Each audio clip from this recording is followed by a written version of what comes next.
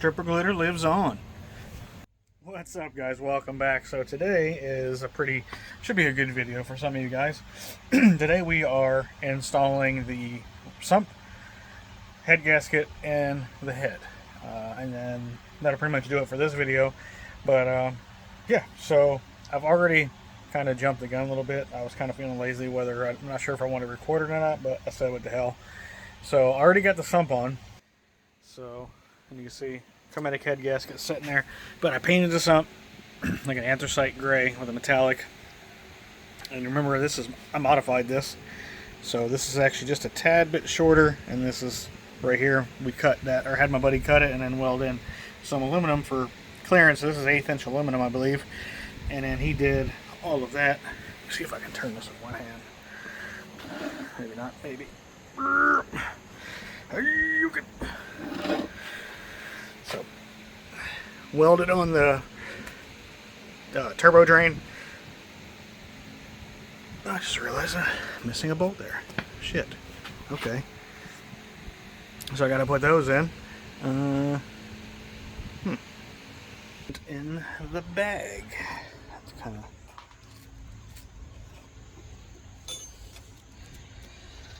Oh, that's weird. I'll find that one. Huh. I always keep everything in the bag. And everything's like marked and stuff. That's weird. Anyhow, so I'll find those. But it's just two on the other side. That's weird. So anyhow, yeah, modified the sump. And to clear the oil pan, as like you see in the previous video. And then, of course, painted the block nice and gloss black. This is a chromatic multi-layer head gasket, and I always spray my head gaskets with the Permaseal. I think it's a Permaseal. Let's see, my little cabinet here. I got all kinds of good stuff in here. Permatex, sorry. Yeah, this stuff right here. I've always used this on my multi-layer head gaskets. Never, ever have I lifted a head as long as I use that stuff. And I've built quite a few motors over the years. You know, LS's, Coyotes, 4G63s, 1JZ, 2JZ, RB25, and I haven't built R26. I had a 26, but didn't build it. Anyhow, always copper gasket spray. I know these newer gaskets come with this coating. It's like that black. I don't know if it's a nitride or whatever it is. But supposedly, you know, it does a really good job. But I've always coat the head gaskets with stuff, front and back. And I put it on. As you can see, we got our head studs in. These are the 12 mil ones. These are not. You can drill it out and upgrade it to a 14 mil, which many people do for bigger horsepower builds. But given that I've done everything to this motor here in this garage, I don't have the capability to drill them out and then retap them in a professional manner. Like, yeah, I could hillbilly it, but I'm not doing that. So I'm just going to run the 12 millimeter head studs. And I've seen there's plenty of 2K Barras out there. You know, if you're Australian, you know there's plenty of 2K Barras out there, even the turbo motors, that are making a stupid amount of power on stock head studs. So anyhow, so 12 millimeter head studs, and then sitting at top dead center. As you can see, I marked the pistons D-U-N-D-E-E, Dundee. So it's cheesy, but we're naming the car Dundee, kind of for obvious reasons. If you're younger and you don't know who Crocodile Dundee is, your childhood is not complete. You need to go on Netflix or one of the streaming apps and watch Crocodile Dundee. Don't watch like the 3 or 4. I know there's one that came out in like late 2000. Don't watch that. I don't know what the fuck they were thinking. Don't watch that. Crocodile 1D and 2, perfect. Watch that. But yeah, and then let's see. So new front seal is in there. I kind of prematurely put a little dab of RTV on there. I'm going to clean that up because I know I'm not going to get the timing cover on tonight, so I'm going to have to clean that. But oil pump gears are in. The oil pump everything is torqued down. There's a new seal in there. You can see the little RTV running out. So yeah, let's go ahead and get this head on. Let's set you up. All right, got nifty camera set up there on the stand. Get some of this Honda stuff out of the way.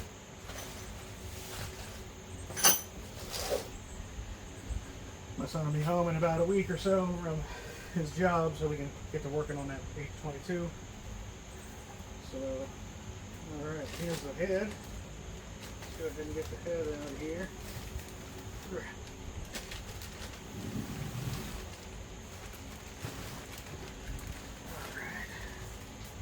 Set you down on this rubber mat.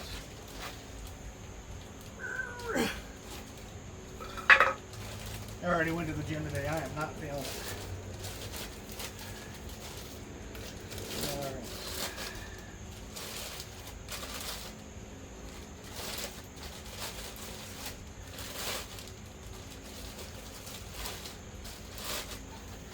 Fresh from the machine shop. Brand new valves. Shortened valve guides. Some new springs from Kelford.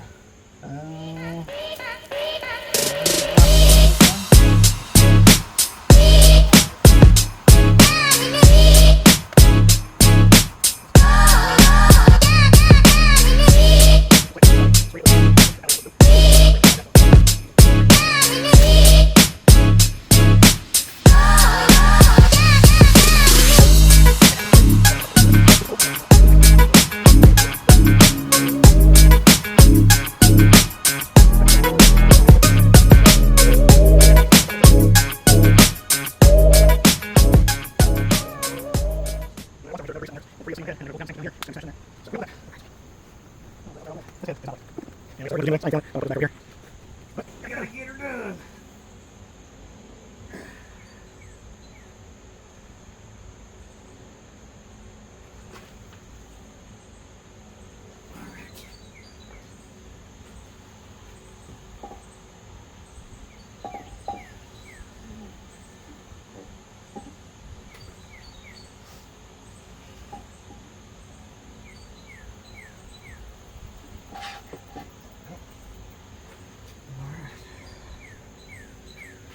Now, I can see it all the way because when I took the dowels out originally, the centering dowels, they got a little bit boogered up, so I tried to clean them up.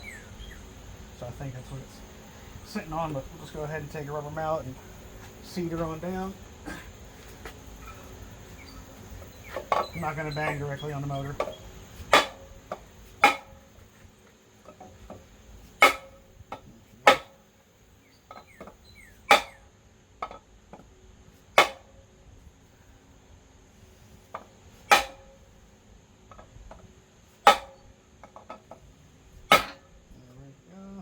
There. A little bit more.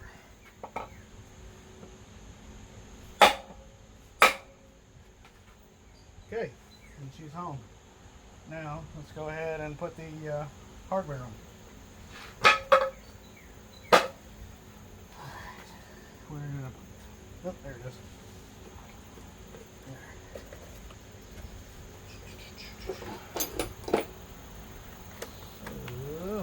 Got our little anti-seize that it comes with. This is not ARP hardware. This is, I think came from Atomic, I believe. I get this from a guy named Curtis Greenway, who is out of Oklahoma. So if you are interested in getting a Barra, Curtis Greenway is out of Oklahoma. That's your guy. So, and he also keeps a lot of parts on shelf. So I bought these from him back when I got the motor, I believe. So I think these are from Atomic. I can't say for sure. But I'm going to run these down just the same way. I'm pretty sure it's the same 5150, I believe it is the steel that ARP uses. But these are about maybe 30% less than what ARP bolt costs. So folks in Australia run them. They swear by them. So I'm going to go ahead and put the hardware on. Now we'll do it, I believe it's 120 foot-pounds of torque, so we'll do that in 3 different stages. Let's put the washers on first. And I don't know about you guys, but I always put the anti-seize underneath the washer. So, or is it underneath the washer? Underneath the underneath the washer. So now I'm second guessing myself. Remember the head of the bolt? Under the washer. I don't know. I can't remember. Oh, well, one way or the other, we're going to get 120 foot-pounds of torque on this son of a bitch. So, let's get some of these out of here. They've already got, looks like some kind of packing lube. Feel free to comment below. Do washers have two different sides? Some people say yes. Some people say no. And judging by these, I'm going to say they do. And you can call me crazy if you want, but it's maybe not focused. But if you ever notice on a washer, you have a slightly rounded side, and then you're going to have a sharp edge from where they stamp these things out. So technically, this is where the sheet of steel was when it got stamped. So when it comes down and stamps it, this is the top, the rounded edge, and then the sharp edge is the bottom. So it's one of those weird OCD things for me, so I always make sure that the rounded edge is on the top, the flat edge is on the bottom. Doesn't make a difference? Probably not. But, you know, you tell me, do you do the same thing? Alright.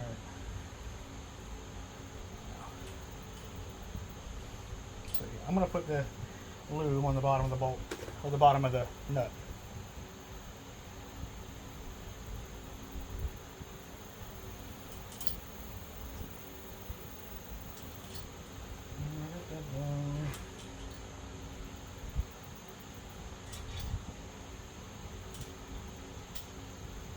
So the other thing is when I put the studs in, they have you're supposed to run these down with an Allen kit with an Allen wrench, and so I've always run them down flush until they make contact with the bottom of the threaded slot, and then I'll back it off a quarter turn, and that has, I believe, that allows for when you're torquing. When you're doing your final torque and everything, and that stud is going to move a little bit, you know, you get, I guess it gives a little bit more room. You know, if you're an engineer, you can tell me why when you back it off a quarter turn. Like right now, I'm just kind of having a brain fart. I knew why once upon a time, but right now, I'm just having a brain fart on it. So, all right, keep putting these on.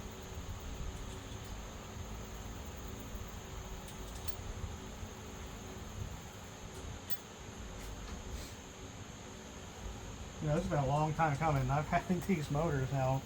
I got two of them, one here and the mock-up motors in the engine bay. And, man, it's been like, it's going on 2 years now. It's just a lot of crazy shit been happening. And then, like, really, priorities. And I keep telling myself I want to take this YouTube thing seriously.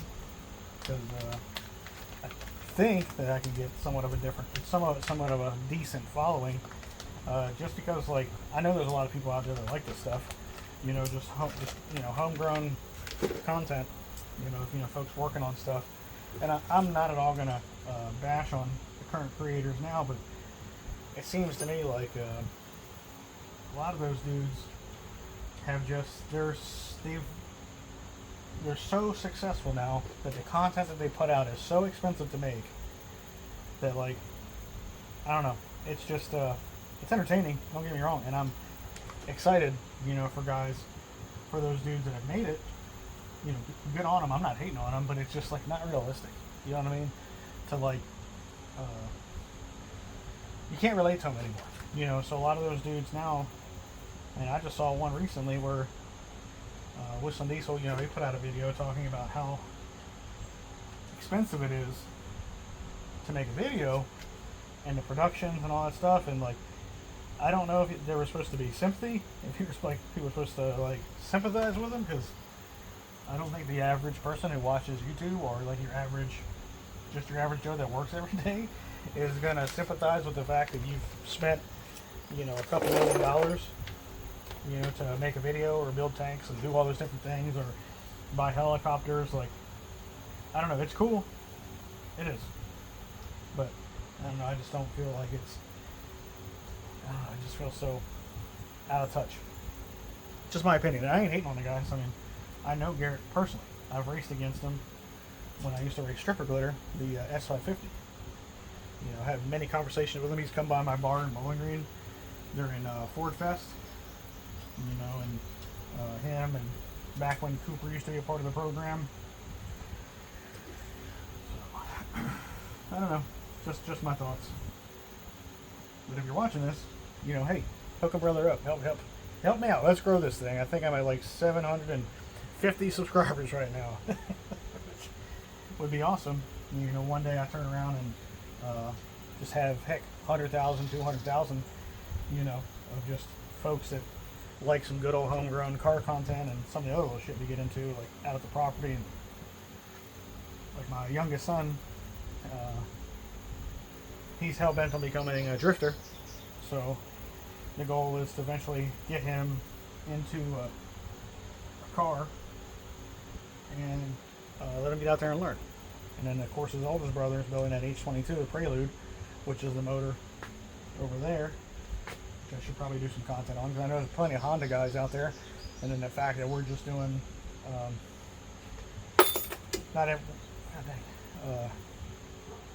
doing some old school stuff, you know, with an H22 instead of just going straight to K series, which K is awesome.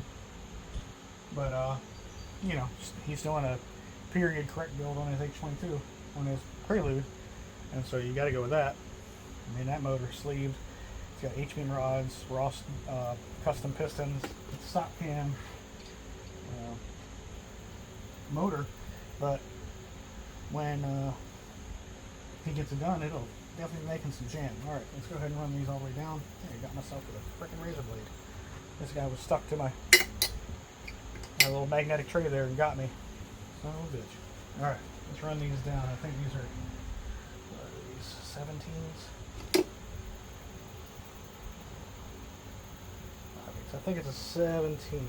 Right. Let me grab a socket here. Alright, we're back to almost had an emergency there. I realized that this is the 12 point, or the head studs are obviously 12 point, and my 12 points are not here. Thank God my son had 12 points in his toolbox. So yeah, let's get these run down, because my wife just came by and she just reminded me that, it being Friday, whoop, that's a half inch, that it's car meet tonight. So we need to go hurry up and get this thing done, because we're going to take the Audi out, you know, the RS3, and take that out to the local car meets. So yeah, so let's see.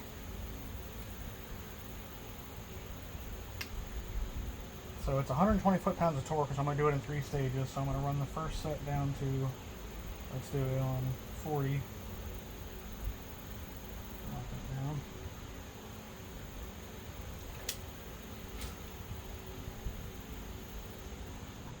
Here, I'll get a lot.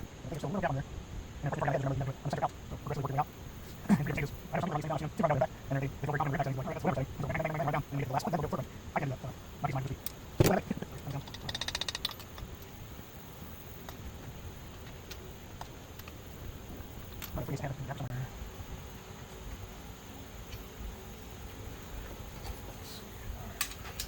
So 40 foot-pounds. So your head's moving. Told you it would. And you'll hear the head gasket underneath just starting to compress.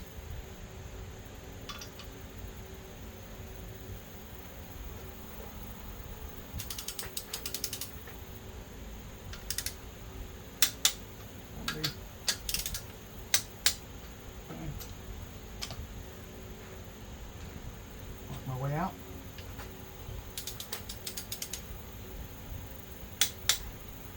Now I like to go in a cross pattern, similar to how like you would do like tires on your car. So I didn't actually look up in the Barra manual if you're supposed to do 1 2 1 2 1 2. I like to go 1 2 cross cross cross. You can comment in the below, tell me if I'm doing it wrong, or you know, I don't think it really makes much of a difference as long as you're gradually doing them at the same, you know, you're applying the pressure from the center out. Jesus, I can't talk.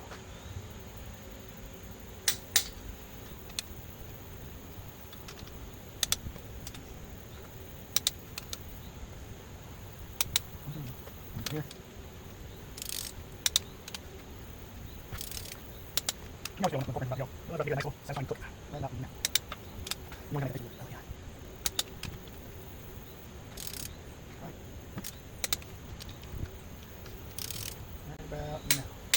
called it. All right, so we did 40, now we'll go 80.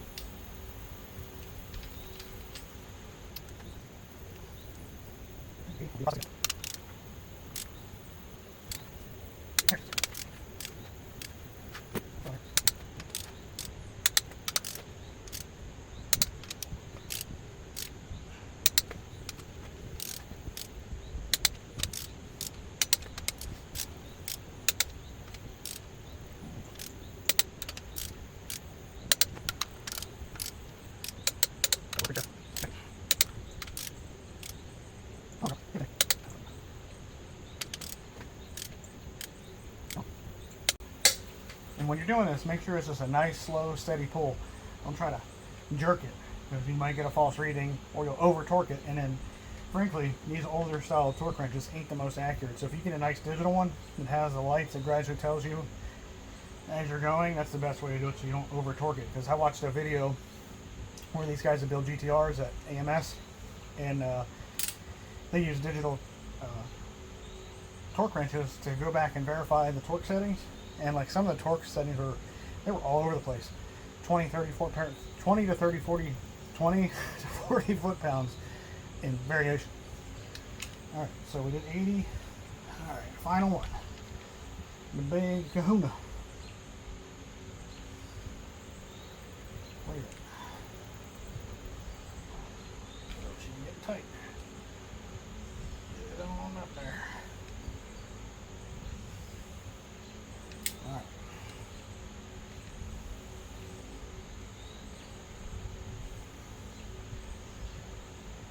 Last one. Lower down here, you want to go, let's go, wait, think. I never use it also. There you go. Come on. Please. Come on. There she is, jeez. I'm not even hard to this. I'm not shaking the shoulder, I just want to say where you don't want to yank too hard, you just pick up the bracelet. There she is.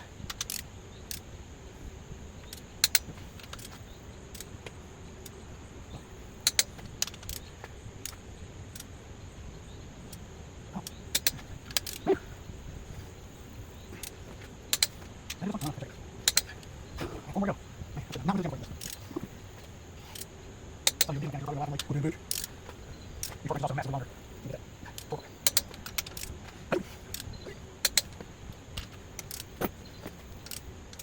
Oh no. That's one. I'm sure. Turn that one. That's it. Go.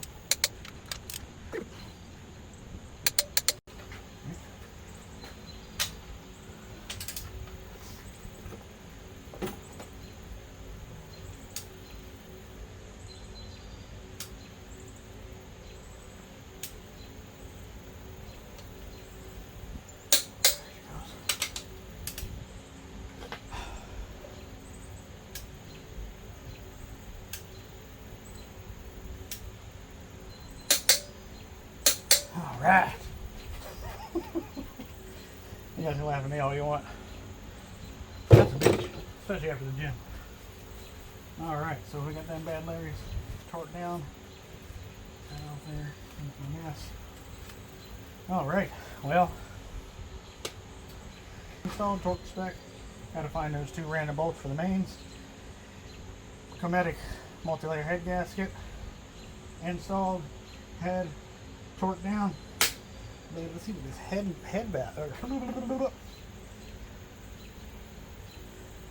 valve cover, Jesus Christ, looks like. Look, kids, don't join the military in time of war and then go into a combat MOS. We are around large explosions on a regular basis. So not only was I in field artillery, I deployed to both Iraq and Afghanistan, where we had countless indirect fire incidents with them shooting at us. But man, look at that. Oh, shit. We just got to put that front cover on, which looks sick. You saw that earlier. Get this off, yeah. Oh my goodness. Once that's on there, with that chrome black and gold separation, man, oh man. She is gonna look good, boys. So she's coming together. Well, there you go. Man, I'm fucking sweating like a whore in church. Jesus. I appreciate y'all tuning in. If you could, please like and subscribe. Help me grow this channel. I'd really, really, really think that we could do something with this. So I appreciate you guys. As always, take care. Be safe. Never at the racetrack. Come by. Come by. Say